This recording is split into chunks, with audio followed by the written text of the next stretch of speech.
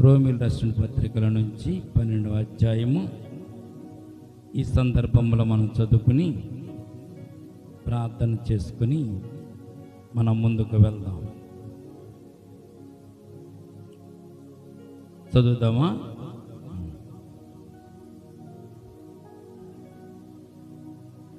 చదవండి.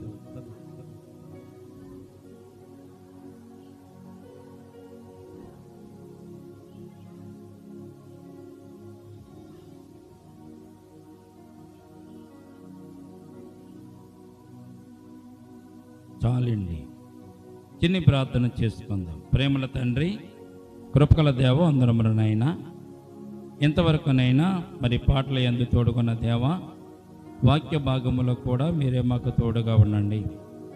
నిలబడిన దాసుని మరుగుపరచండి. నీ దాసుని ముఖాంతంలోంచి మీరే మాట్లాడండి. కూడి వచ్చిన ఈ ప్రియబిడ్డల ప్రభా వెనకల చెవులు, గ్రహింపుల హృదయం, అంగీకరించే మనస్సు, ఆనందించే ఆత్మను దయచేయండి. అటు రీతిగానే ఈ సమయం ముందు నీ దాసుని ప్రభా అరికాలు మొదలుకొని నడినెత్తు వరకు కూడా ప్రభా మీ ఆత్మ స్వాధీనంలో ఉంచుకోండి. ఈ సమయం నీది, స్థలము నీది కనుక ఈ స్థలము చుట్టూ మీ కంచి వేసి కాపుదలు దయచేయమని, ప్రతి విషయంలోనూ కూడా ప్రభా మీ ఆశీర్వాదాలు మాకు దయచేసి ప్రతి మాటను కూడా పరిశుద్ధపరచమని, ఈ స్థలం అంతటిపైన మీ ఆత్మ అభిషేకం మాకు దయచేదురుగా కానీ యేసయ్య ఉన్నతమైన పరిశుద్ధ నామమును ప్రార్థించి మిక్కిలి వినయముతో బ్రతిమలాడి వేడుకొనుచున్నాము తండ్రి.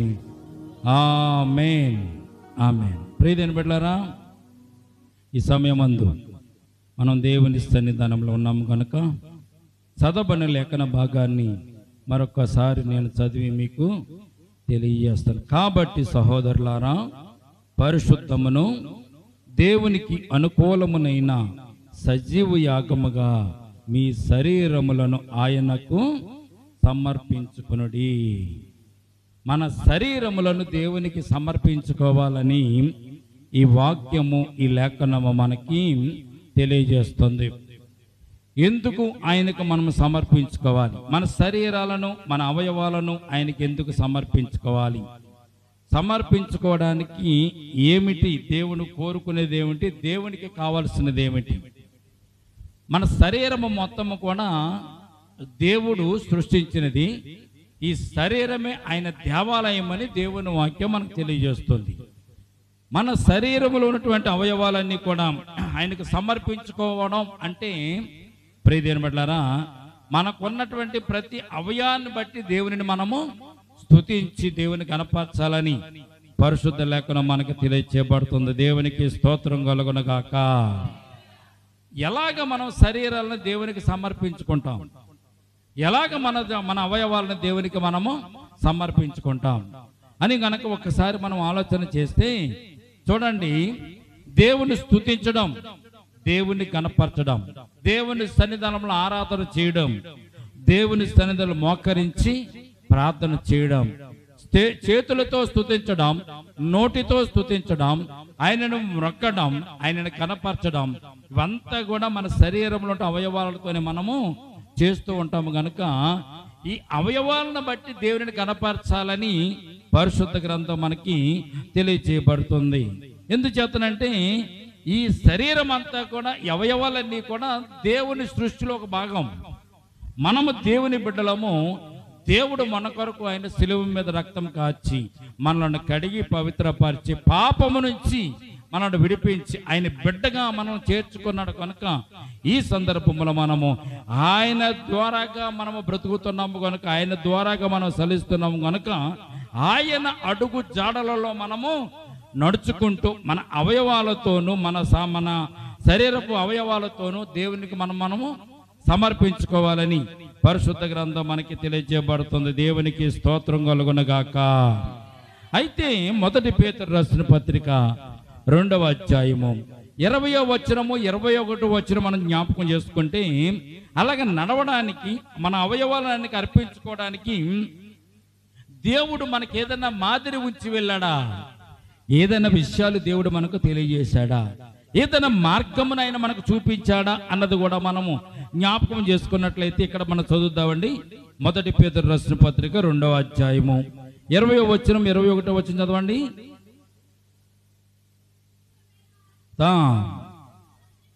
ఆ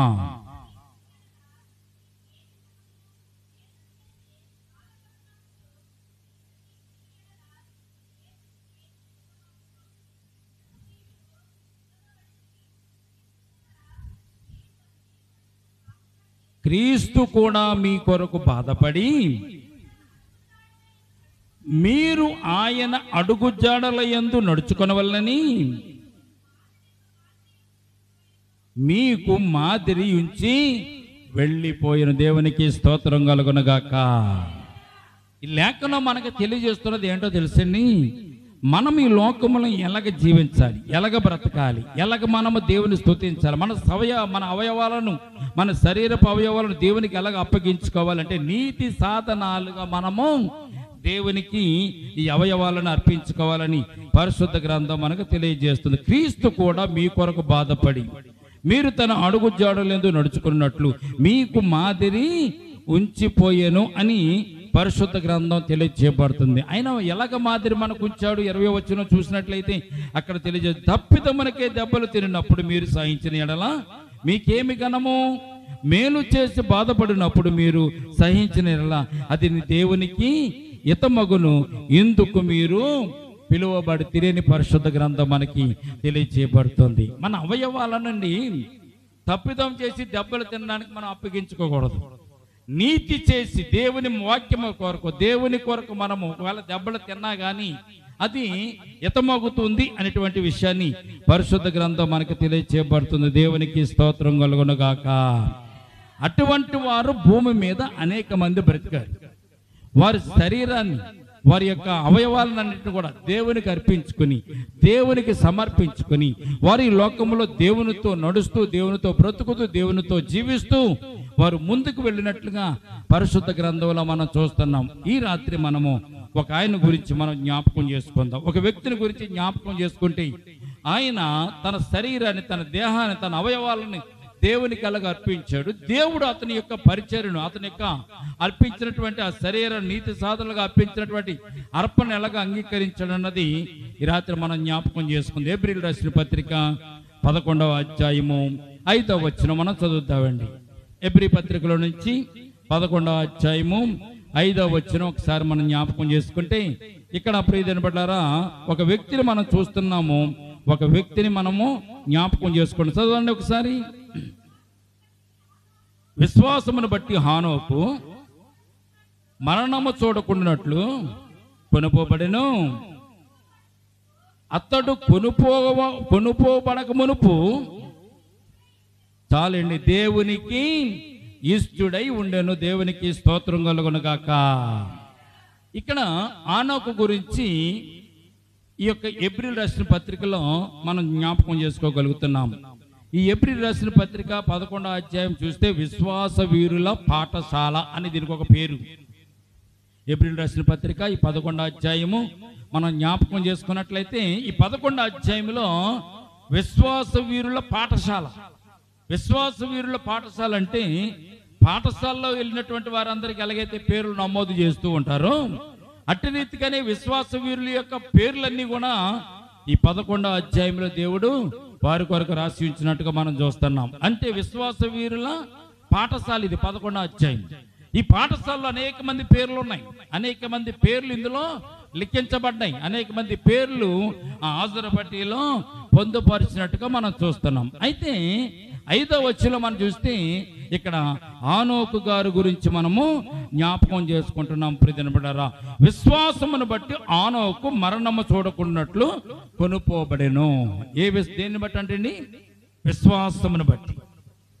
దేవునికి ఇష్టమైనట్టుగా మనం జీవించాలంటే దేవుడు ఏదైతే మనకు మాదిరి ఉంచి వెళ్ళాడో, నీతిగా నడవండి, నిజాయితీగా నడవండి, ప్రేమతో నడవండి, ప్రేమ కలిగి జీవించండి, మీ పొరుగు వారిని ప్రేమించండి, లేని వారికి మీరు దానం చేయండి, లేని వారిని మీరు ఆదరించండి, వెధవరాన్ని ఆదరించండి, ధర్మశాస్త్రం అనుసరించండి. ఈ లోకంలో మీరు నీతిమత్వంగా నడవండి, అబద్ధం ఆడకుండా, మోసం చేయకుండా, వ్యభిచారం చేయకుండా, పాపము చేయకుండా, పాపము జోలికి మీరు వెళ్లకుండా జీవించండి అని దేవుడు చెప్పినప్పుడు అట్టి రీతిగా ఈ లోకంలో మనం నడుచుకోవడానికి మనకు ఏమి లేదండి, విశ్వాసం లేదు.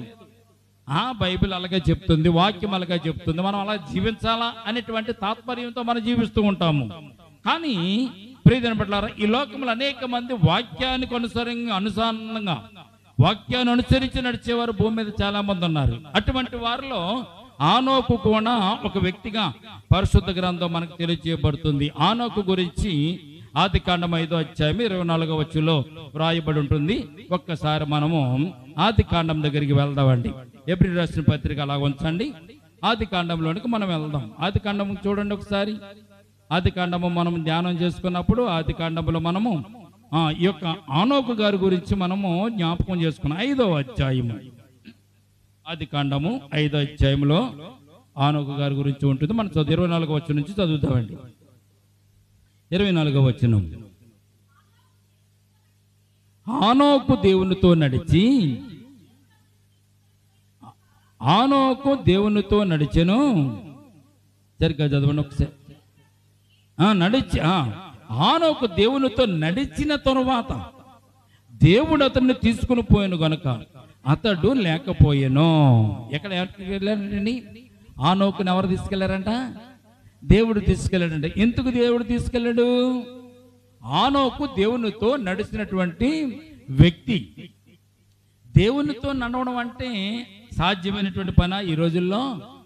దేవునితో నడవడం అనేది సాధ్యమైనటువంటి పని కాదు. అందుకే ఏప్రిల్ రాసిన పత్రికలో కూడా అదే 5వ వచనంలో మనం చూస్తాం. 11వ అధ్యాయం 5వ వచనంలో, విశ్వాసమును బట్టి ఆనోకు మరణము చూడకున్నట్లు కొనుపోబడెను. విశ్వాసమును బట్టి అతడు మరణము చూడకుండా కొనుపోబడెను. ఇప్పుడు మనం ఒక ప్రశ్న వేసుకోవాలి. ఈ లోకంలో ఎవరు కూడా చనిపోకుండా పరలోక రాజ్యానికి వెళ్ళేటువంటి దారి లేదు కదా. మరి ఈ శరీరంతో పరలోక రాజ్యానికి వెళ్ళేవాడు ఎవరు కూడా లేరు అనేటువంటి వాక్యం మనం చాలాసార్లు చదువుకుంటూ ఉంటాం. అయితే ప్రియమైన బిడ్డలారా, మరి శరీరముతో ఆనోకు వెళ్ళగలిగాడు. శరీరముతో ఆనోకు వెళ్ళగలిగాడంటే దేవుని కృపను బట్టి ఆనోకు చనిపోకుండా శరీరముతోనే ఆనోకు పరలోక రాజ్యానికి వెళ్ళినట్టుగా మనము చూస్తున్నాం. చూడండి, విశ్వాసం బట్టి ఆనోకు మరణము చూడకుండానట్లు కొనుపోబడను. అతడు కొనుపోబడక మునుపు దేవునికి ఇష్టడై ఉండెనని సాక్ష్యము పొందెను. ఎటువంటి వాడు అంటే చనిపోక ముందు దేవునికి ఇష్టడైనటువంటి వాడిగా పేరును గాంచాడంట ఆనోకు. పరిశుద్ధ గ్రంథములో శరీరముతో వెళ్ళిన వారు ఇద్దరే ఉన్నారు. ఒక ఆయన ఆనోకు గారు, ఇంకొక ఆయన కూడా ఉన్నాడు. చాలాసార్లు మనం చెప్పుకున్నాం. ఇంకొక ఆయన ఎవరున్నారు? ఏలియా గారు కూడా శరీరముతోనే పరలోక రాజ్యానికైనా ఆరోహణం. ఎలీషా చూస్తుండగా అగ్ని గుర్రముల చేత, అగ్ని రథముల చేత ఏలియాను దేవుడు పరలోకానికి ఆరోహణంగా తీసుకుని వెళ్ళాడు. దేవునికి స్తోత్రం కలుగును గాక. అలాగే ఆనోకు కూడా దేవునితో నడిచినవాడు, దేవునికి ఇష్టడుగా నడిచినవాడు, దేవునితో నడుస్తూ, దేవునితో తిరుగుతూ, దేవునితో ఉంటూ నీతి మత్మముగా జీవించిన వాడు ఆనోకు అనే సత్యాన్ని పరిశుద్ధ గ్రంథం మనకు తెలియజేయబడుతుంది. ఈ రోజున ప్రార్థనకు రావడానికే మనకు సమయం సరిపోతలేదు. దేవుని సన్నిధిలో ప్రార్థించుకోవడానికి మనకు సమయం రావడం లేదు. మన జీవితాలు బాగుండాలంటే, మన జీవితాలు ఆశీర్వాదకరంగా ఉండాలంటే, మన ఇంట్లో ఏ లోటు ఉండకుండా ఉండాలంటే మొట్టమొదటిగా మనం దేవునికి ప్రాధాన్యత ఇవ్వాలి. దేవునికి, మనుషులకు, మనకున్న పనిపాట్లకు ప్రాధాన్యత కాదండి. సోమవారం మీ జోలికి రారు, మంగళవారం మీ జోలికి రారు, బుధవారం రారు, లక్షవారం రారు, శుక్రవారం రారు, శనివారము ప్రార్థన కూడిక, ఆదివారం ఆరాధన కూడిక. ఈ 2 రోజులు కూడా సమయానికి దేవుని సన్నిధానం రావడానికి మనకి ఎంతో బాధ, ఎంతో కష్టం. ఏదో ముళ్ళ మీద నడుస్తున్నట్టు మనం నడుస్తూ ఉంటాం. మీ ఇళ్లలో మరి గడియారాలు లేవమ్మా? మీ ఇంట్లో గడియారాలు ఉన్నాయా? ఏమ్మా, గడియారం ఉందా మీ ఇంట్లో? లేదా? లేకపోతే చెప్పండి, కొని పెడతాను, ఇబ్బంది కాదు. గడియారాలు ఉన్నప్పుడు, సమయం ఉన్నప్పుడు, సెల్ ఫోన్లు ఉన్నప్పుడు సమయం చూసుకొని మీరు దేవుని సన్నిధానం రాకుండా ఆలస్యం ఎందుకు చేస్తున్నారు? దేవునికి ఇష్టడుగా ఉండడం అంటే, దేవునికి ఇష్టమైన వారికి ఉండడం అంటే, మీకు అవసరం వచ్చినప్పుడు ప్రార్థన చేస్తూ పొడుపుడు దొక్కాలు తీసేసి కన్నీరు కార్చేసి, అయ్యో నా బాధ ఎలాగొందనైనా, కష్టం ఎలాగొందనైనా, నాకు ఎందుకు చేయవునైనా అడగడం కాదు. సమయానికి దేవుని సన్నిధానానికి వస్తే, దేవుని సన్నిధానం నువ్వు మోకరించి ప్రార్థన చేస్తే దేవుడు నీకు ఆశీర్వాదాలు ఎందుకు కూడా అడగాలి. అప్పుడు నువ్వేమో సమయానికి రావు, సమయానికి వచ్చినా నువ్వు సమయానికి సరిగా కూర్చోవు. నీవు మనసంతా కూడా ఇక్కడికి వచ్చినా కానీ నీ మనసంతా ఇంటి దగ్గరే ఉంటుంది. ఎలాగ మనము దేవునితో నడిచిన వారుగా ఉంటాం? ఆనోకు తన జీవితంలో దేవునితో నడిచాడు. దేవునితో నడిచి దేవునికి ఇష్టడుగా ఉన్నాడు. దేవునికి ఇష్టమైన వారుగా ఉండడం అంటే ఈ లోకంలో సాధ్యం కాదు. భార్యకు భర్త ఇష్టంగా ఉండకపోవచ్చు, భర్తకు భార్య ఇష్టంగా ఉండకపోవచ్చు, పిల్లలు తల్లిదండ్రులకు ఇష్టంగా ఉండకపోవచ్చు, తల్లిదండ్రుల పిల్లలకు ఇష్టంగా ఉండకపోవచ్చు. అయినా కానీ ఒకవేళ వారు ఇష్టంగా ఉన్నా కానీ దేవునికి ఇష్టడుగా ఉండడం అంటే ఈ లోకంలో కత్తి మీద సాము లాంటిది. చాలా మనము ఖచ్చితంగా ఉండాలంటే, దేవునితో పాటు నడవాలంటే మన జీవితంలో, మన పనిపాట్లో, మన తీర్మానం, మన చూపులో కానీ, మాటలో కానీ, శాస్త్రంలో కానీ, క్రియలలో కానీ ఎంత నీతి నిజాయితీగా ఉండాలి దేవునితో నడవడం అంటే.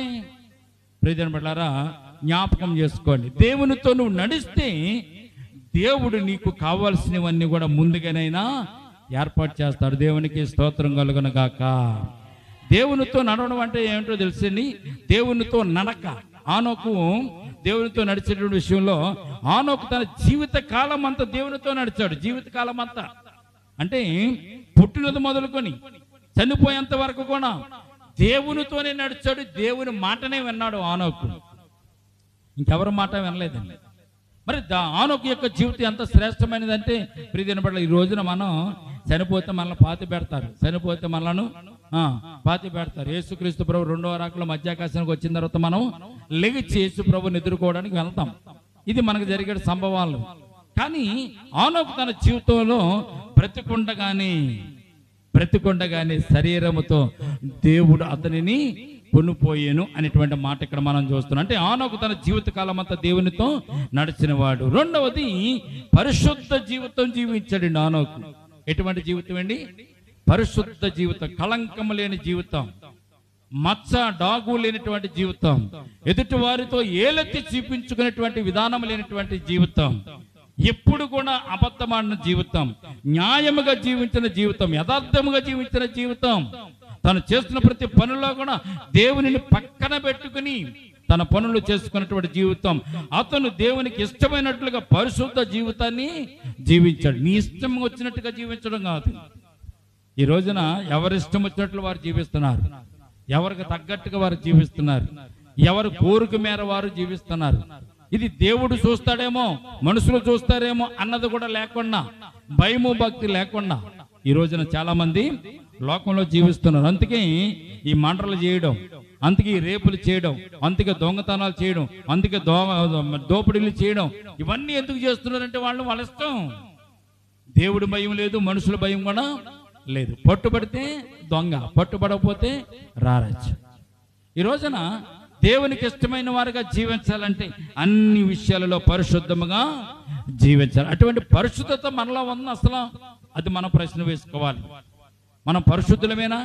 యేసుక్రీస్తు ప్రవర్తన రక్తం చేత మనల్ని కడిగి పవిత్రపరిచారు కాబట్టి మన పరిశుద్ధులం. అటువంటి పరిశుద్ధతను మనం కొనసాగించుకుంటున్నామా అన్నది కూడా మనము జ్ఞాపకం చేసుకోవాలి. ఆ రోజున యేసుక్రీస్తు ప్రభువు దేవుడే ఆనోకుతో ఉండి ఆనోకును నడిపించినట్టుగా మనం చూస్తున్నాం. తిండి లేదని పక్కకి వెళ్ళడం, డబ్బు లేదని పక్కకి వెళ్ళడం, లేకపోతే బాధలు కలుగుతున్నాయని పక్కకి వెళ్ళిపోవడం, దేవుని విడిచిపెట్టేయడం, అటువంటి పనులు ఆనోకు చేయలేదు. ఆనోకు తన జీవితంలో దేవునికి ఇష్టమైనట్లుగా పరిశుద్ధంగా జీవించాడనే సత్యాన్ని పరిశుద్ధ గ్రంథం మనకు తెలియజేయబడుతుంది. మూడవది, దేవునితో సహవాసం చేశాడు అతడు. దేవునితో సహవాసం, దేవునితో ఎలా సహవాసం చేశాడు? అతను దేవునితో నిత్య సహవాసం కలిగి ఉన్నాడు. దేవునితో నిత్యము సహవాసం కలిగి ఉన్నాడు అంటే అర్థం ఏంటో తెలుసండి? ఉదయం లేచినా, మధ్యాహ్నం వచ్చినా, రాత్రి వచ్చినా, పడుకునే ముందు, లేచిన ముందు, అన్ని విషయాలలో కూడా ఆనోకు దేవునికి ఏంటంటే నిత్యము సహవాసం చేశాడంటే దేవుడు పిలిస్తే దేవుడు ఆనోకుతో మాట్లాడేవాడు. ఎంత గొప్ప భాగ్యం! దేవునితో సహవాసం చేయడం అంటే మామూలు మాటలు కాదు. దేవునితో సహవాసం చేయడం పక్కన పెట్టండి, ఆదివారం కనీసం ఆరాధనలో సహవాసం చేయలేకపోతున్నాం, పక్క వారితో సహవాసం చేయలేకపోతున్నాం, మన తోటి వారితో సహవాసం చేయలేకపోతున్నాం, ఇంకా దేవునితో మన సహవాసం ఏం చేస్తాము? యేసుప్రభువు వారు ఏమన్నారో తెలుసు? ఒక రోజున, ఇదిగో లేని వారికి నువ్వు పెట్టావు కనుక, లేని వారికి నువ్వు ఇచ్చావు కనుక నీవు నాకు పెట్టినట్టే, నువ్వు నాకు పెట్టినట్టే. అంటే సహవాసం అంటే దేవుని బిడ్డలు దేవుని ప్రేమను ఇతరులకు పంచిపెట్టాలి, ఇతరులకు పంచిపెట్టాలి. నీకున్న దాంట్లో ఇతరులకు నువ్వు దానం చేయాలి. లేమి కలిగిన వారికి నువ్వు వారు ఆకలి కొంటే ఆకలి తీర్చాలి, దాహం కొంటే దాహం ఇవ్వాలి, ఒకవేళ వస్త్రహీనులు కొంటే వస్త్రాన్ని వారికి అందించాలి. ఇది దేవుని యొక్క ప్రేమ. అది నువ్వు కలిగి లేనప్పుడు దేవుడు నీతో ఉండడానికి కూడా ఆయన ఇష్టపడడు. ఏదున్నా నేనే దాచుకోవాలి, ఏదున్నా నేనే తినేయాలంటే అందుకని ఆనోకు అతడు దేవునితో నిత్యము సహవాసం కలిగి ఉన్నాడు. దేవుడు ఏది చెప్తే అది చేశాడండి ఆనోకు. ఒక మాట చెప్పాలంటే దేవుడు ఇక్కడ కూర్చోమంటే కూర్చునేవాడు, అక్కడికి వెళ్ళమంటే అక్కడికి వెళ్ళమండు. ప్రభా ఈ రోజున ప్రయాణం చేయొచ్చా, నేను ఆ పని చేయొచ్చా, నేను ఇక్కడికి వెళ్ళొచ్చా, వారిని కలవచ్చా అని ప్రతిసారి దేవునితో మాట్లాడుతూ దేవునితో సహవాసం చేసిన వాడు ఆనోకని సత్యాన్ని పరిశుద్ధ గ్రంథం మనకు తెలియజేయబడుతుంది. మరణము లేకుండా దేవుని వద్దకు వెళ్ళగలిగాడు. చూడండి, ఆనోకు మరణము చూడలేదు, ఎందుకంటే దేవుడు అతనిని కోరుకున్నాడు, తీసుకున్నాడు. దేవునికి స్తోత్రం కలుగును గాక. ఆనోకు మరణము చూడలేదు. మరణం అందరికి వస్తుంది కదా ఈ లోకంలో. పుట్టిన ప్రతి వారికి మరణం కలుగుతుంది, పుట్టిన ప్రతి వాడు చనిపోవాలి. కానీ ఆనోకు చనిపోలేదు, ఆనోకుకు మరణం రాలేదు. కారణం ఏమిటంటే దేవునికి ఇష్టమైన వాడుగా జీవించాడు కనుక దేవుడు అతనిని ఈ లోకముల శరీరంతోనే తన దగ్గరికి తీసుకోవాలని ఆయన ఆశపడ్డాడు. ప్రియమైన బిడ్డలారా, ఈ రోజున మనకు ఆశ ఉందనుకుని, మనకు కోరుకుందనుకుని ఏదైనా మనము చేస్తాం. దేవుడు కూడా నీ మీద ఆశ కలిగి ఉండాలి. దేవుడు కూడా నిన్ను కోరుకోవాలి. ఈమె నా బిడ్డ, ఈమె నా కుమారుడు, ఈమెను నేను జ్ఞాపకం చేసుకోవాలి, ఈమెను నేను దీవించాలి, ఈమెను నేను ఆశీర్వదించాలి, ఇతను నేను దీవించాలి, ఇతను నేను ఆశీర్వదించాలి. అట్టి రీతిగా దేవుడికి మన మీద ప్రేమ కలిగి ఉండాలి. ఆయన మాట వినేవారుగా మనం ఉంటే ఆయన మన మీద ప్రేమ కలిగేవాడుగా ఉంటాడని సత్యాన్ని పరిశుద్ధ గ్రంథం మనకు తెలియజేయబడుతుంది. అందుకే ప్రియమైన బిడ్డలారా, ఆనోకు జీవిత చరిత్ర చాలా గొప్పది. మనము ఆనోకుని జ్ఞాపకం చేసుకోవాలి. తన జీవితంలో దేవునికి ఎలాగ దగ్గరగా ఉన్నాడు, దేవునితో ఎలాగ నడిచాడు, దేవునితో ఎలాగా జీవించాడు అన్నది పరిశుద్ధ గ్రంథంలో అనేకమైన విషయాలు మనకు మాదిరికరంగా యేసుక్రీస్తు ప్రభువారే మన కొరకు మాదిరికరంగా ఉంచి వెళ్ళాడు ఆయన. అందులో ఆనోకు జీవితం ఒకటి. అలాగే ఏలియా జీవితం కూడా శ్రేష్టమైన జీవితమే. ఏలియా కూడా దేవునికి ఇష్టడుగా ఉన్నాడు, దేవునికి ప్రార్థన చేశాడు. వర్షింపకుండునట్లు అతడు ప్రార్థించగా దేవుడు అతని మాటను విన్నాడు. ఈ రోజున మనం కూడా ప్రార్థన చేస్తూ ఉంటాం. మన ప్రార్థన దేవుడు ఆలకిస్తున్నాడో లేదో మనకే తెలియదు. మనం ప్రార్థన చేసేటప్పుడు నిష్ఠగా ప్రార్థన చేయం, విశ్వాసంతో ప్రార్థన చేయం. అయినా కానీ దేవుని సన్నిధానంలో మనం యథార్థంగా జీవిస్తే ఆనోకును కోరుకున్నట్టుగా దేవుడు మనల్ని కోరుకుంటాడు. ప్రియదరబడ్డారు. అందుకే నీతి సాధనములుగా మన అవయవం దేవునికి అప్పగించుకోవాలి. ఎందుకు అప్పగించుకోవాలి? ఆనోకు ఎందుకు నడిచాడో తెలుసండి. దేవునితో ఎందుకు నడిచాడో తెలుసా? ఈ దేహం నాది కాదు, ఈ దేహము దేవునిదని ఆనోకు అనుకున్నాడు కనుక 1 కొరింథీయులకు రాసిన పత్రిక 6వ అధ్యాయం 9వ వచనంలో ప్రియదరబడ్డారు, మన శరీరం గురించి, మన యొక్క అవయవాల గురించి, మన యొక్క జీవితం గురించి 1 కొరింథీయులకు రాసిన పత్రిక 6వ అధ్యాయం 19వ వచనం మనకు ఒక మాట తెలియజేస్తుంది. చూడండి ఒకసారి, చదువుదాం ఒకసారి. కనర్రని మీకు తెలియదా, మోసపోకడి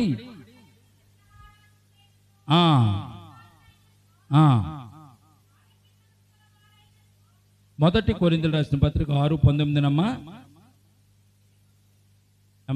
6:19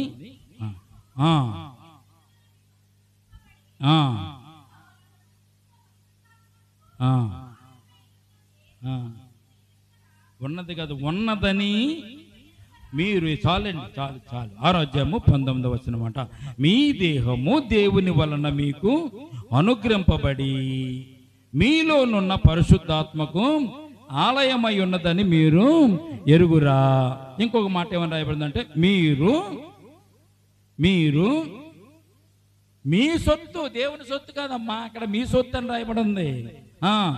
మీరు మీ సొత్తు కారు, విలువ పెట్టి మీరు కొనబడిన వారు గనక మీ దేహముతో దేవునిని మహిమపరచుడి. దేవునికి స్తోత్రం కలుగునుగాక. ఈ దేహం ఎవరిదంటండి అమ్మా? ఈ దేహము దేవునిది. ఈ దేహము దేవునిది కనుక మనం ఎవరిని మహిమపరచాలి? దేవుణ్ణి మహిమపరచాలి. మనలో ఉన్నటువంటి అవయవాలు, కాళ్ళు, చేతులు, కళ్ళు, ముక్కు, నోరు, చెవులు, ఇవన్నీ కూడా దేవునిని మహిమపరచాలి, దేవునిని ఆరాధించాలి, దేవుణ్ణి కనపరచాలి. ఈ అవయవాలన్నీ కూడా దేవునికి సంబంధించినవి కనుక మనం విలువ పెట్టి కొనబడిన వారు కనుక మన దేహములతో దేవునిని మహిమపరచాలి. అట్టి రీతిగా ఆనోకు దేవునిని మహిమపరిచి, దేవునిని స్తుతించి, దేవుని కనపరిచి దేవునికి ఇష్టమైన వాడుగా ఆనోకు జీవించినట్టుగా పరిశుద్ధ గ్రంథంలో మనం చూడగలుగుతున్నాం. నిజమే అండి. పరిశుద్ధ గ్రంథంలో మనం చూసినట్లయితే మన శరీరం మంది కాదు, మన అవయవాలు మనవి కాదు, ఆయన మనం విలువ పెట్టుకున్నాడు. ఈ రోజున డబ్బు పెట్టుకున్న దానికి ఏదన్నా మనం కొనుక్కొచ్చామనుకోండి, దాన్ని మనం ఎంత విలువగా చేసుకుంటాం. చూడండి, ఆట బొమ్మలు కొంటాం పిల్లలకి. ఆట బొమ్మ కొన్ని పిల్లలకి ఇచ్చారనుకోండి, వాడు దాన్ని చక్కగా భద్రంగా చూసుకుంటాడు. మరలా మీరు అడిగినా కానీ ఎవడాడు అడిగినా కానీ ఇప్పుడు కొన్ని వస్తువులు మనం బంగారం కొనుక్కున్నప్పుడు, వెండి కొనుక్కున్నప్పుడు, ఆభరణాలు కొనుక్కున్నప్పుడు, వాటిని కొనుక్కున్నప్పుడు వాటిని ఎంత భద్రంగా మనం చూసుకుంటాం.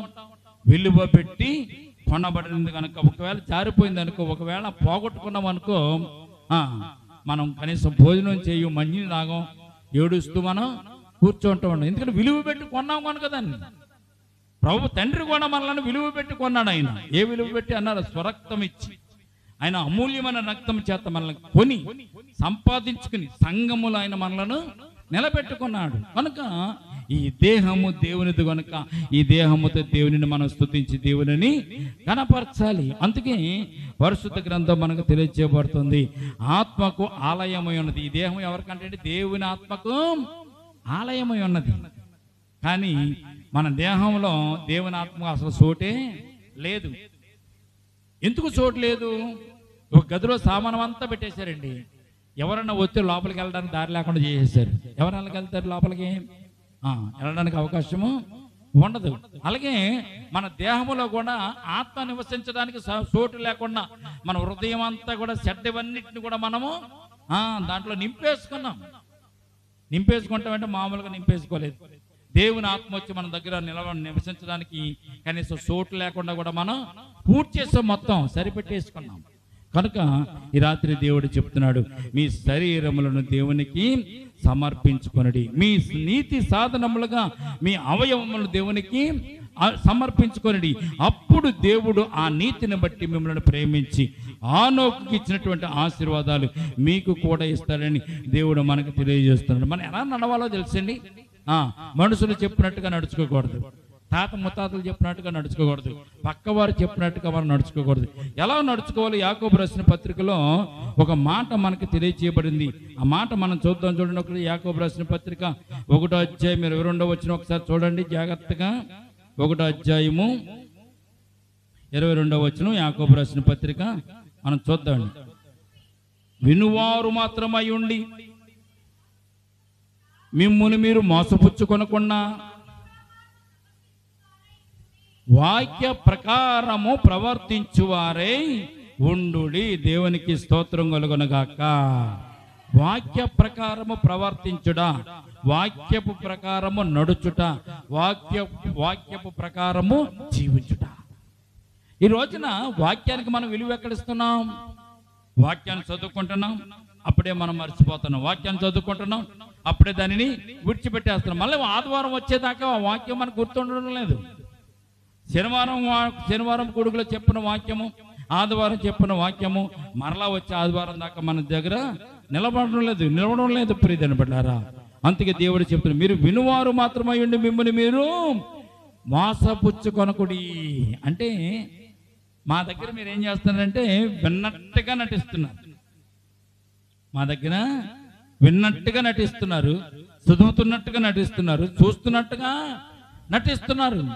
అలాగే నటించడం వల్ల ఎవరికి అపకారం? ఎవరికి అపకారం అంటే ప్రియమైన బిడ్డలారా, లేఖనం చెప్తుంది, ఏమంటుంది?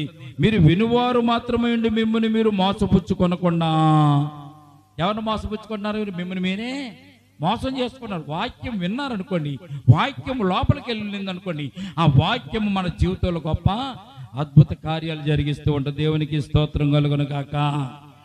దేవుని చూడని ఏమని రాయబడుతుంది తెలిసి మోసపుచ్చుకొనకుండా వాక్య ప్రకారం ప్రవర్తించేవారు యుండుడి.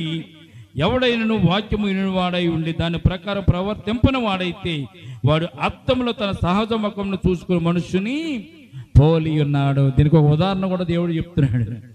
అద్దంలో మనం చూసుకుంటాము. ఉదయం చూసుకుంటారమ్మా అద్దంలో? నిలువుటి అద్దాలు ఉన్నాయమ్మా, చిన్న అద్దాలు ఉన్నాయా? నిలువుటి అద్దాలు ఉన్నాయి కదా. బీరువాకు కూడా అద్దాలు పెట్టేస్తున్నారు, గోడకు కూడా అద్దాలు ఉంటాయి, డ్రెస్సింగ్ టేబుల్స్ కూడా ఈ మధ్యకాలంలో వచ్చినాయి కొత్తగాను. డ్రెస్సింగ్ టేబుల్ దగ్గరికి వెళ్ళి ఎదురుగుండా నుంచుని పౌడర్ రాసుకుని మొహం చూసుకుని ఇవన్నీ చూసుకున్న తర్వాత ఎంతసేపు చూసుకుంటారో 5 నిమిషాలు 10 నిమిషాలు చూసుకుని బయటకు వస్తారు. మరలా మీకు ముఖం మీకు ఏమైనా గుర్తుంటుందా? ఏమా మీ ముఖం గుర్తుంటుందా? మళ్ళీ అద్దం దగ్గరికి వచ్చేంతవరకు మీ ముఖం మీకు గుర్తుండదా? ఉదయం లేచి చూసుకుంటాం, మధ్యాహ్నం చూసుకుంటాం, సాయంత్రం చూసుకుంటాం, పడుకోే ముందు కూడా మనం చూస్తాం. అద్దం వైపుకి వెళ్ళినప్పుడల్లా ఒకసారి మొత్తం వెంక మనము ఒక లుక్ వేస్తూ ఉంటాం అన్నమాట. అయినా కానీ మన ముఖాన్ని మనము మర్చిపోతూ ఉంటాం. నేను మర్చిపోలేదండి అన్నవాళ్ళు, మీ ముక్కు వంకరగా ఉందా తిన్నగా ఉందా, మీ కళ్ళు వంకరగా ఉన్నాయి తిన్నగా ఉన్నాయా, మీ ముక్కు మీ ముఖం ఎలాగున్నది ఇప్పుడు గుర్తు వస్తుందా మీకు? నిద్రపోయినప్పుడు మన ముఖం ఎవరికి గుర్తురాదు, తెలుసు మీకు. కళ్ళలో కూడా మన ముఖాలు గుర్తుకురావు. మీరు కలగనేటప్పుడు కూడా మీ ముఖం నేనే అనుకోవడం తప్ప మీరు మీ ముఖాలు ఏమి మీకు గుర్తుకురావు, ఎందుకంటే మర్చిపోతూ ఉంటాం మనం. అందుకే బైబిల్ తెలియజేస్తుంది. వాక్యాన్ని మనం మర్చిపోయే విధానం గురించి బైబిల్ ఏం చెప్తుంది తెలుసా? మీరు అద్దంలో ముఖమును చూసుకుని, సహజ ముఖమును చూసుకుని మనుషుని పోలి ఉన్నాడు. చూసుకుని వెంటనే మనం మర్చిపోతాం. వాక్యాన్ని కూడా అలాగే మనము మర్చిపోతున్నాం సత్యాన్ని పరిశుద్ధ గ్రంథం తెలియదు. వాక్య ప్రకారం మనం నడుచుకోవాలి. ప్రభువా ఈరోజు నన్ను ఏం చేయమంటావని ఎప్పుడైనా ఎవరన్నా అడిగారా మీరు? దేవుణ్ణి అడిగారా? ప్రభువా ఈరోజు నేను ఏ కూర వండుకోవాలి, ఈరోజు నేను ఏం ఆహారం వండుకోవాలి, ఈరోజు నేను ఏం చేయాలి ప్రభు ఒకసారి చెప్పు అని ఎప్పుడన్నా మనం అడగమా దేవుణ్ణి? మనకేమని? ఆనోకు అడిగేవాడు. ఏ పరిస్థితుల్లో అయినా కానీ ఆనోకు దేవుని విడిచిపెట్టేవాడు కాదు. దేవునితో నడవడం అంటే పిల్లలు తండ్రితో నడుస్తారు, తల్లితో నడుస్తారు. తల్లితోనూ తండ్రితో నడుస్తున్నప్పుడు ఎలా నడుస్తారు? తండ్రి ఎటు వెళ్తే అటే వెళ్తారు, తల్లి ఎటు వెళ్తే అటే నడుస్తారు. ఇప్పుడు పొరుగురు వెళ్తున్నారండి, తల్లిదండ్రులు పిల్లల్ని తీసుకుని వెళ్తూ ఉంటారు. తీసుకుని వెళ్తున్నప్పుడు పిల్లలు నువ్వు అటు వెళ్తావా, నేను ఇలాగ వెళ్తానని ఇలాగ వెళ్ళాడు అనుకోండి, అటు దొరుకుతాడు మళ్ళీ మనకే తప్పిపోతాడు కదా, పేపర్లో వేసుకుంటాం కదా మళ్ళీ. అలా కాకుండా దేవుడితో నడవడం అంటే దేవుడు ఎటు నడిస్తే మనము కూడా అటు నడవడమే. ఈ రోజున దేవుని సమ్ముఖంలో నిలబడడం కానీ, దేవునిని ఆరాధించడం కానీ, దేవుని స్తుతించడం కానీ, వాక్యానుసారముగా జీవించడం కానీ మనం చేయడం లేదు.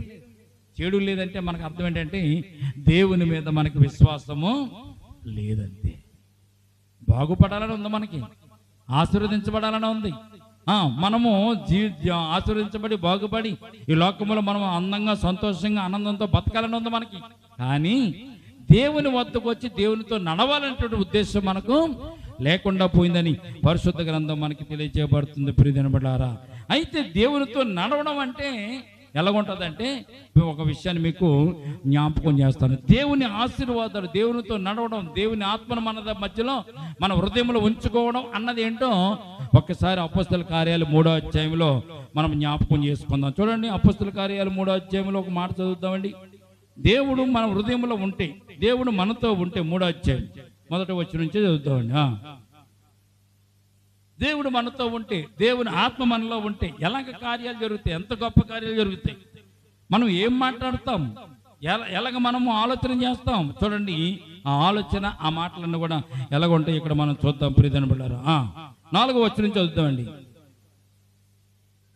పేతురును యోహానును వారిని చేరు చూసి మా తట్టు చూడమని. ఎవరుతను? వారు ప్రార్థన కాలంలో 3 గంటల సమయంలో పేతురు యోహాను మందిరానికి వెళ్తుండగా పుట్టుకతోని కుంటువాడైన ఒక మనుషుడు మెట్ల మీద కూర్చుని అడుక్కుంటున్నాడు. అడుక్కుంటూ పేతురు యోహానులు కూడా వస్తుంటే వారిని కూడా చూసి అయ్యా నాకు ఏదైనా ధర్మం చేయండి అని అడుగుతున్నాడు. అడుగుతున్నప్పుడు పేతురు యోహానులు అతని దగ్గరికి వెళ్ళి అతనితో చెప్పారు, మా తట్టు చూడు అన్నారు. వీడేమనుకున్నాడంటే మా తట్టు చూడబట్టి ఇదే గొప్ప ఎత్తడలో బంగారమో వెండి ఏదో ఇస్తారులే అనుకునేవాడు. వారి మీద కాన్సన్ట్రేషన్ చేసి వారిని చూస్తున్నాడు. వారిని ఎలా చూస్తున్నాడు? ఏదో జబ్బో దశమో ఏదో ఇస్తారని చూస్తుంటే వారు తెల్ల బట్టలు వేసుకుని మందిరానికి వెళ్తుంటే వీరు తెల్ల వస్త్రాలు వేసుకొస్తున్నారు, మంచి ధనం ఉన్న వారిలా ఉన్నారు అనుకుని వారిని అడిగినప్పుడు వారు ఒక మాట అంటున్నారు. ఇక్కడ ఏమని అంటున్నారు? 4వ వచనంలో పేతురు యోహాను వారిని తేరి చూసి మా తట్టు చూడమని. వాడు వారి వద్ద ఏమైనా దొరుకునని కనిపెట్టుచు వారి యందు లక్ష్యం ఇచ్చాను. 6వ వచనం అంతటా పేతురు వెండి బంగారములు నా యొద్ద లేవు గాని. ఏమి లేవంటే వీళ్ళ దగ్గరండి వెండి బంగారము లేదంట. ఈ రోజున డబ్బు లేనివాడు ఎవడున్నాడు? డబ్బు లేనివాడు దేనికి కూడా కుర్రాడు. డబ్బు లేకపోతే ఈ లోకంలో మనం జీవించలేం. కానీ ప్రియదినబడారా, ఆ రోజుల్లో పేతురు యోహానులు కూడా డబ్బు లేనివారు, ధనం లేనివారు, ఆస్తిపాస్తులు లేనివారు. కానీ వారు ఉన్నటువంటి మాట, వారి దగ్గర ఉన్నది ఏంటో అద్భుతమైనటువంటి, వారి దగ్గర ఉన్నది శక్తి ఏంటో ఇక్కడ అది వెండి బంగారం అవత లేవు, కానీ నాకు కలిగినదే నీకు ఇచ్చుచున్నాను, నాకు కలిగినదే నీకు ఇస్తాను. ఏం కలిగి ఉన్నారు వీళ్ళు? యేసు ప్రభు యొక్క వాక్యాన్ని కలిగి ఉన్నారు, యేసు ప్రభు యొక్క నడవడికను కలిగి ఉన్నారు, యేసు ప్రభుతో వీరు సంచరించారు. ప్రభు ఇచ్చినటువంటి ఆత్మను వీరు పొందుకున్న ఆత్మ ద్వారా వీరు నడిపింపబడుతున్నారు. ప్రియమైన బిడ్డలారా, ఈ పేతురు యోహాను దగ్గర ఏముందో డబ్బు దాసమేం లేదు, అయినా కానీ వారు జీవిస్తున్నారు. కానీ ఇక్కడ వారు అంటున్నట్టు మాట, ఆ కుంటివాడితో చెప్తున్నమాట, వెండి బంగారం అవతలేదు కానీ నాకు కలిగినది నీకు నేను ఇచ్చుచున్నానని చెప్తూ నజరేయుడని యేసు నామమున నడువుమని చెప్పి వాడి కుడి చేయి పట్టుకుని లేవనెత్తును. దేవునికి స్తోత్రం కలుగునగాక. కొన్ని రోగాలు డబ్బుతో నయం కావు. కొన్ని వ్యాధులు ఎంత డబ్బు ఖర్చు పెట్టినా కానీ అవి స్వస్థత పడలేరు. కరోనా అది మనకు పాఠం నేర్పించింది ప్రియమైన బిడ్డలారా. అలాగే గత వారంలో మనం చెప్పుకున్నాం, రక్తస్రావం కలిగినటువంటి స్త్రీ తన ఉన్నదంతా వ్యయం చేసుకుని డబ్బంతా ఖర్చు పెట్టేసుకుని తెప్పల పడ్డదే తప్ప స్వస్థపరచబడలేదు. యేసయ్య దగ్గరికి వచ్చి యేసయ్య వస్త్రపు చెంగుని ముట్టినప్పుడు స్వస్థపరచబడిందని గత వారం మనం జ్ఞాపకం చేసుకున్నాం. ఇక్కడ కూడా స్వస్థత పరచడానికి డబ్బు, బంగారం, వెండి ఏం అవసరం లేదండి. ఏం కావాలి? దేవుని యొక్క నామము కావాలి. దేవునికి స్తోత్రం కలుగునుగాక. యేసయ్య నామం కావాలి, యేసయ్యతో నడవడం కావాలి. నువ్వు యేసయ్యతో నడిస్తే, యేసయ్యతో సహవాసం చేస్తే, యేసయ్యతో కలిసి నువ్వు జీవిస్తూ ఉంటే, యేసయ్యని హృదయంలో నువ్వు భద్రం చేసుకుంటే నీకేముంటుందో తెలుసా? యేసయ్య నామం నీ హృదయం ఉంటే నువ్వు ఏదైతే అనుకుంటావో అది నీకు తప్పకుండా జరుగుతుంది. వెంటనే మీరు ఏమన్నారు? వాడిని చేయి పట్టుకుని క్రీస్తు నామమున నడువమని చెప్పి వాడిని కుడి చేయి పట్టుకుని లేవనెత్తెను. వెంటనే వాని పాదములు చీలమండలు బలము పొందెను. ఏమనండి? పాదములు చీలమండలు కూడా బలం పొందే. ఎందుకంటే యేసయ్య నామం అది. దేవుని వాక్యానికి ఉన్న శక్తి ఎంతో గొప్పది. మనం ఏంటంటే నమ్మం, విశ్వసించం అంతే. అందుకే దేవునితో సహవాసం, దేవునితో నడవడం అంటే గొప్ప భాగ్యం అండి. అందుకే ఆనోకులాగా మనం ఆలోచించాలి, ఆనోకులాగా మనము జీవించాలి. పేతురు యోహానులు యేసయ్య నామాన్ని అతనికి ఇచ్చినప్పుడు, యేసయ్య నామములో అతను చేయి పట్టుకుని పైకి లేపినప్పుడు 8వ వచనం మనం చూస్తే 3 విషయాలు అతడు చేసినట్టుగా మనం చూస్తున్నాం. ఆ కుంటివాడు ఏమని చేశాడు? వాడు దిగ్గున లేచి ఏం చేశాడు? మొట్టమొదటిగా దిగ్గున లేచి నిలిచి నడిచెను. నడుచుచు గంతులు వేచు దేవుని స్తుతించుచు వారితో కూడా దేవాలయంలోనికి వెళ్ళెను. దేవునికి స్తోత్రం కలుగునుగాక. దేవుని వాక్యము అతని శరీరంలోనికి వెళ్ళినప్పుడు, అతని హృదయంలోనికి వెళ్ళినప్పుడు, అంతవరకు కూర్చుని లేవలేనటువంటి కుంటివాడుగా, పుట్టుకతోనే కుంటివాడుగా ఉన్నటువంటి వ్యక్తి, ప్రియమైన బిడ్డలారా, దేవుని యొక్క నామం అతని ఒంటిలోనికి, శరీరంలోకి వెళ్ళినప్పుడు జరిగినటువంటి సంభవాలు పరిశుద్ధ గ్రంథం మనకు తెలియదు. వాడు మొట్టమొదటిగా దిగ్గుని లేచాడు, నిలిచాడు, నడిచాడు, నడుచుచు గంతులు వేశాడు ఆనందంతో. దేవుని వాక్యం మనలోకి వస్తే, దేవుని ఆత్మ మనలో ఉంటే ఏమవుతుందో తెలిసింది మనకు? మొట్టమొదటిగా మనము సంతోషము, ఆనందం కలుగుతుంది. లెగిచాడు, నడిచాడు, గొంతులు వేస్తూ దేవుని స్తుతించుతూ మందిరములోనికి, అంటే దేవాలయంలోనికి వెళ్ళినట్టుగా మనం చూస్తున్నాం. దేవునికి స్తోత్రం కలుగునుగాక. మన హృదయంలో కూడా దేవుని ఆత్మ ఉండి, దేవుని వాక్యం మనలో ఉంటే మనము మందిరంలోనికి గొంతులు వేసుకుంటూ వస్తాం. విచారంగా రా, అబ్బా ఈ రోజున కూడా శనివారం వచ్చేసింది, అప్పుడే ఆదివారం అప్పుడే వచ్చేసింది, మన పనులన్నీ పోతున్నాయి. ఏం పనులు పోతాయి? మనకి ఏమి పోవు. దేవునికి ఇచ్చిన 2 గంటలు మీరు హృదయపూర్వకంగా ఇస్తే, 2 గంటల బదులు దేవుడు 200 గంటలు నీకు, 200 రోజులు నీకు దేవుడు ఆశీర్వాదకరంగా మారుస్తాడు. దేవునికి స్తోత్రం కలుగునుగాక. చాలా మందికి తెలియని స్తోత్రం ఏంటో తెలుసండి? నీ పనిపాట్లు విడిచిపెట్టి దేవుని సన్నిధానికి వస్తే, నీ కష్టార్జితాన్ని విడిచిపెట్టి దేవుని సన్నిధానికి వస్తే, ఇది దేవుని సమయం అని నువ్వు హృదయపూర్వకంగా నమ్మి దేవుని దగ్గరికి వస్తే, దేవుడు నీ సంపాదనను ఆశీర్వదిస్తాడు.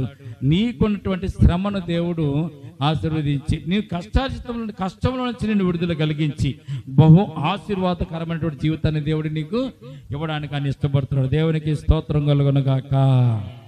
ఈ పుట్టుకతోనే కుంటివాడుకున్న వాడి జీవితంలో దేవుని వాక్యం వచ్చింది. దేవుని వాక్యం వచ్చే స్వస్థత పడ్డాడు, దిగ్గున లేచాడు, నిలిచాడు. నిలవడమే కాదు నడిచాడు, నడవడమే కాదు దేవుని స్తుతించుకుంటూ వెళ్ళినట్టుగా పరిశుద్ధ గ్రంథంలో మనం చూడగలుగుతున్నాం. బాగుంది. దేవుని వాక్యం వస్తే వారి జీవితంలో అంత గొప్ప కార్యం జరుగుతుందన్న సత్యాన్ని పరిశుద్ధ గ్రంథం మనకు తెలియజేయబడుతుంది. ఇంకో విషయం చేశాడు. మార్కు రాసిన సువార్త 10వ అధ్యాయం 47 వచనం 50 వచనం మనం చూసినట్లయితే, ప్రియమైన బిడ్డలారా, దేవునితో నడిచేవారి యొక్క జీవితం, దేవునితో గడిపేవారి యొక్క జీవితం ఎంత సంతోషంగా ఆనందంగా ఉంటుందో, అందుకే ఆనొక జీవితం అంత సంతోషంగా దేవునితో గడపడానికి అవకాశం కలిగింది. చూడండి, మార్కు రాసిన సువార్త, మత్తయి రాసిన సువార్త, మార్కు రాసిన సువార్తలో నుంచి 10వ అధ్యాయం 50 వచనం మనం చూస్తే, 10వ అధ్యాయం 50 వచనం చూడండి. 41వ వచనం పేజీ దొరకలేదమ్మా. అంతటి వాడు బట్టను పారవేసి దిగ్గున లేచి యేసు నొద్దకు వచ్చెను. దేవునికి స్తోత్రం కలుగును గాక. వీడు కూడా గుడ్డివాడు. ఈ పుట్టుకతోనే వీడు కూడా గుడ్డివాడై ఉండి కేకలు వేస్తున్నాడు. యేసు ప్రభువారు వస్తుంటే 46వ వచనం చదివితే అక్కడ ఉండే స్టోరీ మనకు అర్థమవుతుంది. శిష్యులను యేసు ప్రభువారు జనసమూహంతో ఎరుకో నుండి వారు బయలుదేరి వచ్చుచుండగా తీమై కుమారునటువంటి భర్తమైనటువంటి గుడ్డి భిక్షకుడు త్రోవకను కూర్చుండను. ఈయన నజరేయుడైన యేసు అని వాడు విని దావీదు కుమారుడు కొరనించమని కేకలు వేయడం మొదలుపెట్టాడు. యేసు ప్రభువారు దారంట వెళ్తున్నాడు రా అని ఎవరో చెప్పారు. చెప్తే నజరేయుడైన యేసు నన్ను కరుణించు అని కేకలు వేస్తుంటే పక్కన ఉన్న వారందరూ ఎందుకు ఆడుతూ వాళ్ళగా, ఆయన ఏం చేస్తాడు, నీకు ఏం చేయగలడు, దారంటే వెళ్తున్నాడు, ఏం చేయలేడు, ఊరుకో అన్నారు.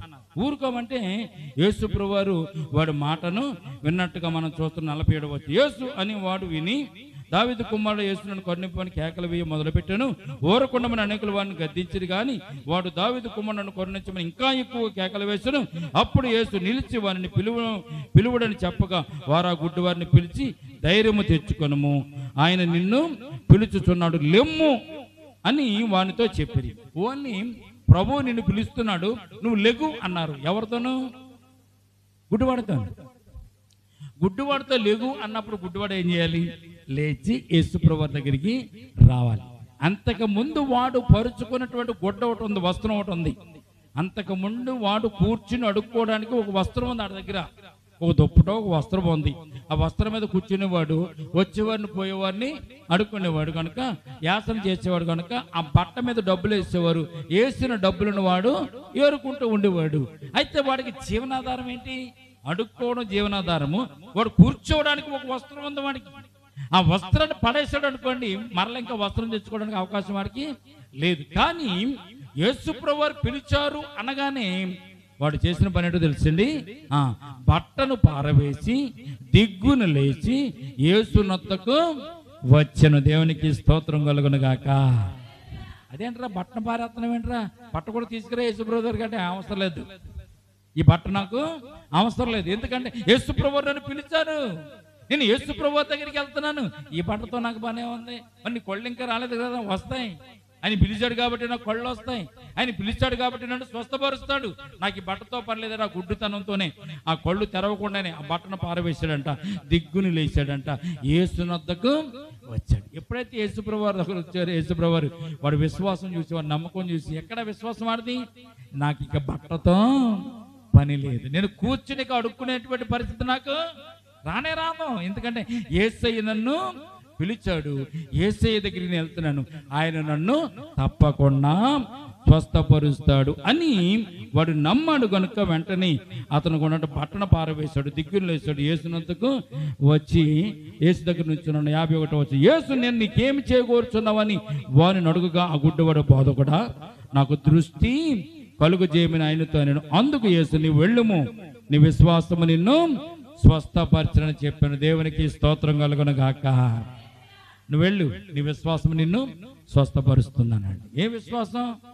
యేసు ప్రభువుని పిలిచాడు కాబట్టి బట్టతో నాకు పని లేదు, యేసు ప్రభువుని పిలిచాడు కాబట్టి స్థలంతో నాకు పని లేదు, యేసు ప్రభువుని దగ్గర నేను వెళ్తున్నాను కనుక నా గుడ్డితనము పోయింది అనుకుని విశ్వాసంతో యేసుప్రభు దగ్గరికి వచ్చారు కాబట్టి యేసుప్రభు వారు కూడా అదే నీ విశ్వాసము నిన్ను స్వస్థపరిచెను వెళ్ళమన్నాడు. ద్రోవన వెళ్తుండగా ఆ గుడ్డివాడి కళ్ళు తెరవమంటాయి. దేవుని స్తుతిస్తూ దేవుని ఆరాధిస్తూ దేవుని దగ్గరకు వచ్చినట్టుగా మనం చూస్తున్నాం. దేవునికి స్తోత్రం కలుగును గాక. ఈ రోజున ప్రభు మనకి మాదిరి ఉంచాడు. మాదిరి మన కొరకు ఆయన చూపించి వెళ్ళారు. ఆయనతో నడిచేవారు, ఆయనతో జీవించేవారు, ఆయన మాట వినేవారు ఎవరైతే ఉంటారో, ఎందరైతే ఉంటారో వారందరినీ కూడా దేవుడు ఆశీర్వదించడానికి ఆయన ఇష్టపడుతున్నాడు. ఆనోకు మాదిరిగా ఆనోకు జీవితంలో దేవునితో నడిచాడు, పరిశుద్ధ జీవితం జీవించాడు, దేవునితో సహవాసం చేశాడు, మరణము లేకుండా దేవుని వద్దకు వెళ్ళాడు. పితామహుడు అని కూడా పేరు ఆనోకు పొందుకున్నట్టుగా లేఖనాల్లో మనం చూస్తున్నాం. దేవునితో నడవడం అంటే అది, సహవాసం చేయడం అంటే అది, దేవునిలో ఆనందించడం అంటే అది. కానీ మనకి దేవునితో నడవడం, దేవునితో ఆనందించడం అనేటువంటి విషయాలు చాలా మనకు కొత్తగా ఆశ్చర్యంగా ఉంటుంది. కానీ దేవునితో నడిచే వారికి ఇవన్నీ కూడా చాలా అద్భుతంగాను ఆశ్చర్యంగా ఉంటుంది. కనుక మనము కూడా అట్టి రీతిగా దేవునితో నడుస్తూ, దేవునితో గడుపుతూ, దేవుని ఆరాధిస్తూ, మన హృదయమే దేవుని యొక్క ఆలయము కనుక ఆలయంలో దేవుడు ఉండేలాగా మనము ప్రయత్నం చేస్తూ, మన యొక్క పనిపాట్లలో, క్రియలలో పరిశుద్ధంగా మనం జీవిస్తూ, కళంకం లేని వారిగా జీవిస్తూ, ఆయన మనల్ని సంఘంలో నాటాడు కనుక, సంఘంలో మనల్ని ఉంచాడు కనుక, పరిశుద్ధమైన సంఘంలో మనము కూడా ఒక వ్యక్తిగా ఉండడానికి ఆయన ఆయన రక్తం చేత మనల్ని కడిగి పరిశుద్ధపరిచాడు కనుక మన జీవితాలు కూడా దేవునికి అప్పగించుకుంటూ, దేవునితో నడుస్తూ ఆనోకు మళ్ళీ మనం కూడా ఆశీర్వాదం పొందుకుందాం. ఈ మాటలు దేవుడు దీవించి మనను ఆశీర్వదించునుగాక. ప్రార్థన చేసుకుందాం. ప్రేమల తండ్రి, కృపల దేవందరమనైనా ఇంతవరకు నేను కూడుకులో ఉండి మా మమ్మల్ని నడిపించినందుకు స్తోత్రాలు. నిబిడలుగా నీ సొత్తైన ప్రజలుగా రాజ్య వారసులుగా ఉండడానికి నేను కృపను ఇచ్చారు తండ్రి. అటు రీతికైన ప్రభ నీతో నడవమని, నీతో జీవించమని, నీలోనైనా ప్రభ మమ్మల్ని సాగమని ప్రభనైనా మాకు నేను అనేక వచనాలు, అనేక వాక్యాలు మాకు తెలియజేశారు.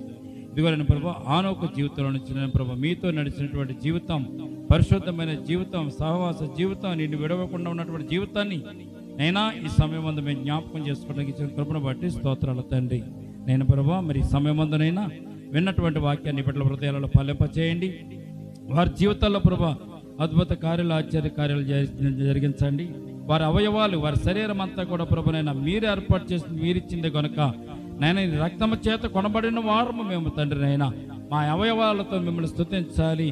మా ఆత్మల ప్రభునైనా మీ ఆత్మను ఉండులాగున ప్రభా, నేను ప్రభా దేహమే దేవుని ఆలయం అని చెప్పినటువంటి దేవా, అట్టి ఆలయమైనటువంటి దేహాన్ని ప్రభు మేము పరిశుద్ధపరచుకుంటూ, పవిత్రపరచుకుంటూ, నీలో జీవిస్తూ, నీలో నడుస్తూ ప్రభు నేను ఆనోకు మెల్లే, ఏలియాకి మెల్లే ప్రభా మేము కూడా ప్రభు నీతో సహవాసం చేయడానికి ప్రభు చూపించండి.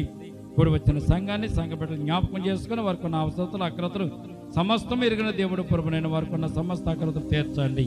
ఇరుకులున్న వారిని విడిపించండి, ఇబ్బందులను వారిని విడిపించండి, ఆర్థిక ఇబ్బందులు వచ్చి వారిని తప్పించండి.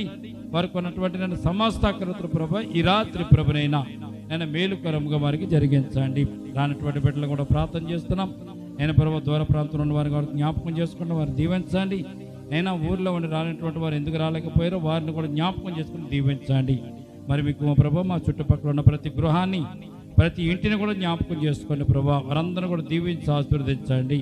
మా జీవితంలో గొప్ప కార్యం చేసిన దేవుడునైనా తుఫాను వల్ల నేను ప్రభు మేము నష్టపోతాం అనుకున్నటువంటి మా ప్రాంతాన్ని ప్రభా తుఫాన్లు రాకుండా ప్రభా కాపాడిన గొప్ప దేవుడు తండ్రి. మరి తుఫాన్ల వల్ల అనేక ప్రాంతాలు ప్రభునైనా నేను జలమలం అయిపోయినాను ప్రభా. ఇదిగో నేను ప్రభా తినడానికి తిండి లేక, ఆహారం లేకనన్నా, త్రాగడానికి నీరు లేక నేను ప్రభు, కట్టుకున్న వస్త్రం లేక నేను నిరాస్తులై అనేక మంది బాధపడుతున్నారు తండ్రి, నేను వేదన పడుతున్నారు తండ్రి. వారందరూ కూడా జ్ఞాపకం చేసుకొని తుఫాను ప్రాంతం ఉన్నటువంటి ప్రతి ప్రదేశాన్ని కూడా అనారోగ్యాలు రాకుండా, ఎటువంటి వ్యాధులు రాకుండా నేను ప్రభు వారిని ఒక్కసారి జ్ఞాపకం చేసుకుని దీవించండి. ప్రభుత్వం వారు త్వరగా వెళ్ళి వారికి సహాయం చేయలాగిన నీ కృప అనుకరించండి. మరి మీకు ప్రభుత్వ స్వచ్ఛంద సంస్థలైన ప్రభు వారికి ఆహార పొట్లాలు అందించడానికి, వారికి వస్త్రాలు అందించడానికి, నైనా వారికి చేయూతనివ్వడానికి వారు వెళుతుండగా ప్రభా వారిని కూడా జ్ఞాపకం చేసుకుని దీవించండి. ఏదేమైనా ప్రభునైనా దేశమంతా నీ బిడ్డలే కనుక, ప్రపంచమంతా కూడా నీ బిడ్డలే కనుకనైనా దేశమంతటి కొరకు నేను ప్రభు ప్రాణం పెట్టిన వాడు, దేశమంతను కూడా ప్రభా ప్రేమతో నేను ప్రభు దీవించిన దేవుడు కనుక నేను ప్రభు వారందరూ కూడా జ్ఞాపకం చేసుకోండి. ఈ రాత్రి ప్రభునైనా మమ్మల్ని కూడా జ్ఞాపకం చేసుకోండి. నైనా 10 మాసాలు ప్రభునైనా క్షేమకరంగా మమ్మల్ని నేను కాపాడిన దేవా, 11వ మాసంలో మేము ప్రవేశించడానికి ఇచ్చిన కృపను బట్టి కూడా స్తోత్రాలు తండ్రి. రేపటి దినమున ప్రభు పునరుద్ధాన పండుగలో ప్రభు సంస్కారంలో ప్రభు మేమందరం కూడా ప్రభునైనా పరిశుద్ధముగా నీతిమత్తముగా మా హృదయములు ఎటువంటి చెడు లేకుండా నేను ప్రభా నీ సన్నిధానంలో పాలు పంపులు పొంది మీరిచ్చేటటువంటి నేను ప్రభా ఆహారమును భుజించడానికి పానీయాన్ని నేను ప్రభు భుజించడానికి నేను నీ కృప దయచేయండి. నీ బిడ్డలకి ఈ లోకంలో సాక్షిగా మేము ఉండాలి. అట్టి సాక్ష్యాన్ని నీ బిడ్డలు మనం అందరికీ దయచేయమని ఎంతవరకు నేను కూడికలో ఉండి మాతో మమ్మల్ని నడిపించినందుకు స్తోత్రాలు చెల్లించుకుంటూ నేను ఈ సమయం అందు నేను ప్రార్థిస్తున్నానైనా ఉద్యోగం లేని వారికి ఉద్యోగం, వ్యాపారం లేని వారికి వ్యాపారం, చేతి పని లేని వారికి చేతి పని, మరి ముఖ్యంగా వివాహం కావలసిన బిడ్డల వరకు ప్రార్థిస్తున్నాం తండ్రి. వారికి వివాహాలు జరగడానికి కృప చూపించండి. మీ చిత్తాన్ని మాకు తెలియచేయండి. మీ చిత్తంలో మమ్మల్ని నడిపించమని నేను నిలబడి దాస్తుని మరుగుపరిచి దాస్తుని ముఖాంతులు వచ్చి మాట్లాడిన ప్రతి మాటను కూడా ప్రభా మీరే పరిశుద్ధపరచమని, నీకు ఇష్టముగానే ఉంటే క్షమించమని యేసయ్య ఉన్నతమైన పరిశుద్ధ నామమును ప్రార్థించి మిక్కిలి వినయముతో బ్రతిమలాడి వేడుకొంచున్నాము తండ్రి. ఆమేన్.